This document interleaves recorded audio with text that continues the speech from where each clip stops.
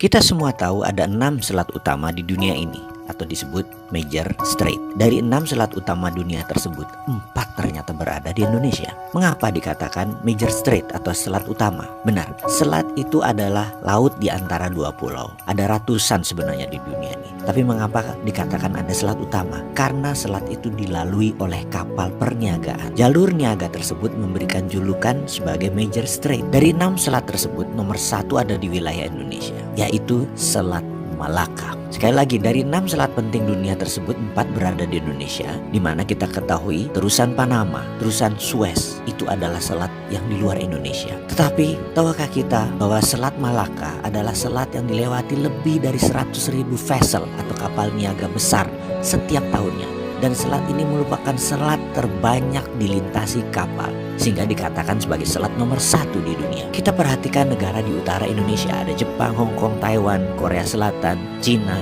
di mana semuanya adalah negara produsen besar di dunia.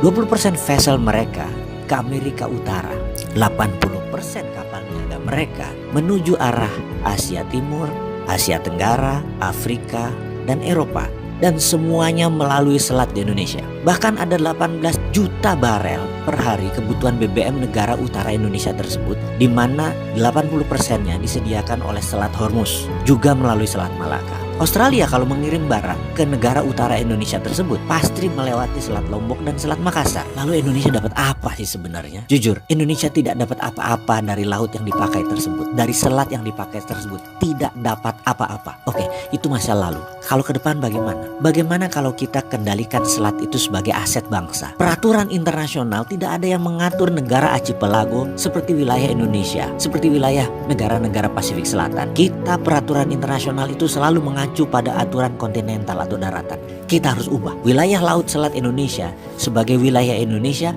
dan Indonesia memutuskan misalnya menutup laut tersebut. Apa yang terjadi? Dunia bisa geger. Australia lewat Papua Nugini kalau mau kirim barang ke utara. 4 negara utara Indonesia, Cina, Jepang, Korea, Taiwan, muter lewat Papua Nugini. Tidak usah pakai Selat Malaka. Gak bisa masuk lewat Natuna. Atau kalau mau ya melipir lewat sisi Thailand dan melipir lewat sisi Malaysia di Selat Malakanya. Pokoknya kalau mau melewati wilayah Indonesia, bayar asuransi senilai 1% dari nilai barang. Kita tahu barang yang lewat tersebut ada lebih dari 2 triliun dolar atau 2000 billion. Jadi kalau itu kita asuransikan atau kita pajakin versi kita dengan nama asuransi, kita mendapatkan lebih dari 250 triliun per tahun. Dan ini untuk devisa negara. Akankah negara adik kuasa seperti Cina dan Amerika marah besar? Pasti. Beranikah kita melawan dan mempertahankan hak kita? Harus berani. Itu namanya revolusi.